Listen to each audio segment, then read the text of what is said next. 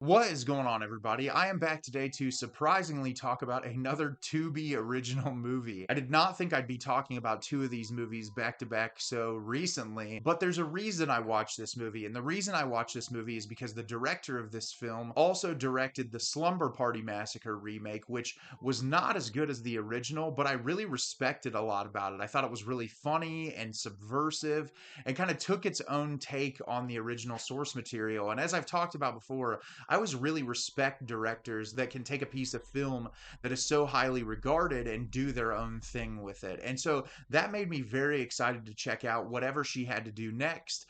And I didn't know much about this movie at all. I briefly read a plot description, hadn't seen a trailer yet. And the movie I'm going to be talking about with you today is Killer Body Count. Killer Body Count is directed by Danishka Esterhazy. Mistaken for a sex addict by her devout father, Cami is sent to an isolated rehab center. But when a killer begins to hunt the teens, Cami realizes that her survival and her independence are intertwined in ways she could never imagine. So I was really excited to watch this movie because, as I said, I really enjoyed this director's interpretation of the Slumber Party Massacre. I thought it was really fantastically done and really entertaining.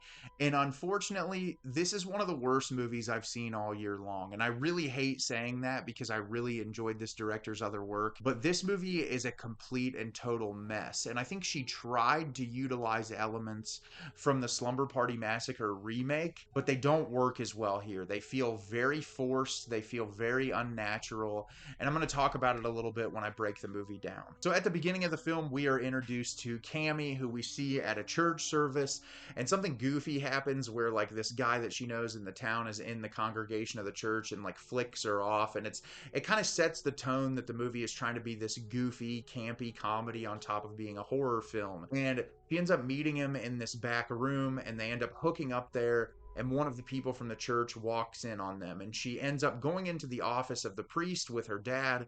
And the priest is essentially implying that she is a sex addict and needs to go to this almost like conversion therapy camp where it's like you go there and they teach you how to not be addicted to sex and like work with these kids to try to get them on the holy path of Christ. And so he ends up getting sent to this camp in the middle of nowhere where there's all these kids together, and they're all there for very different reasons. And while they are at the camp, this killer in a demon mask shows up and starts killing the kids off one by one. And the entire film is Cami trying to figure out who is killing off these kids, why this is happening, and how she can try to escape this camp that she is at. So, as I said, I was not a fan of this movie. It's probably one of the worst movies I've seen all year long.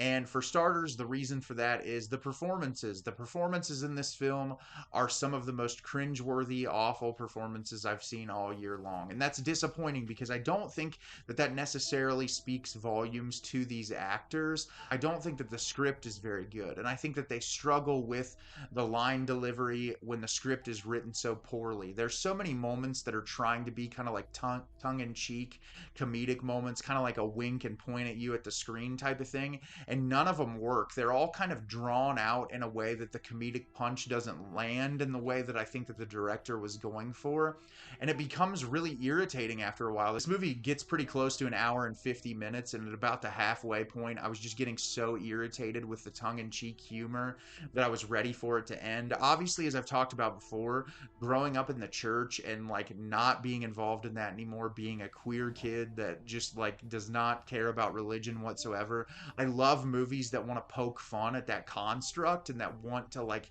kind of deconstruct it a little bit.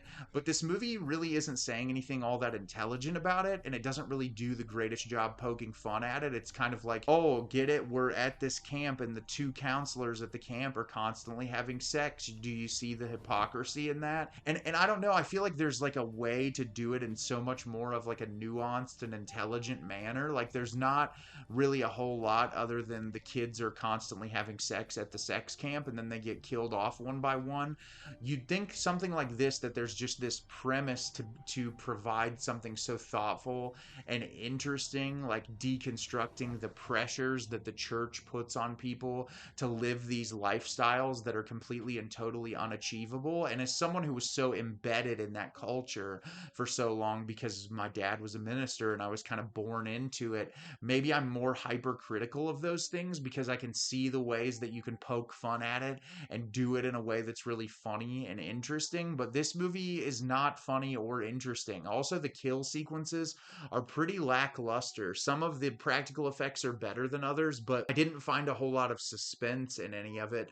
And there's so many moments that are unrelated to the kills where it's just trying to build tension between characters that it just feels really unnatural. The romance that sparks up between the lead character and one of the girls there feels like it kind of comes out of nowhere, and they could have done it in a way that's really seamless. Like I think about the Tubi original movie that I watched recently, Low Lifes, where there's a queer relationship that starts up between the two characters, and the way that it kind of starts, it's interesting, and the spark is there and it makes a lot of sense. And in this movie, it's just like we need to add some sort of connection between characters to make you care about these people, because on the surface I don't think there's really a single character in this movie I cared about all that much. Most of them were incredibly throwaway, and due to the poor performances, it's even harder for you to stay invested in whatever they're doing. And that's a shame because, as I said, this director clearly has talent. The Slumber Party Massacre remake that she made was really phenomenal, and I enjoyed it quite a bit. And I think, despite it not being better than the original, it has its own merits and reasons that I would go visit it again. But in that movie, like the way that it kind of pokes fun at masculinity, and like the certain sequences that it'll cut to work really well for its comedic timing. And this movie just completely and totally lacked that comedic edge. And I'm really disappointed in saying that, because I never want to just like dog on someone's work, because I know making a movie is really hard. But I just left this feeling like, why does this even exist? It's not really saying anything. Like, sure, they probably had fun making it, but like it's not really fun to watch. And so that kind of takes away from the whole thing for me. And I would just avoid this movie at all costs. There's not really any redeeming value in it whatsoever. So have you seen Killer Body Count? Did you love it? Did you hate it? Leave me a comment down below and let me know what you thought. I thought this movie was terrible, and I really don't have a lot of good to say about it, which is unfortunate because I really like this director's other work. As always, if you can like the video and subscribe to the channel, helps me out a lot and lets me know the type of content you're looking for. I'm always putting out new material and look forward to getting more out for you in the near future. And as always, everyone, thank you so much for watching, and have a great rest of your day.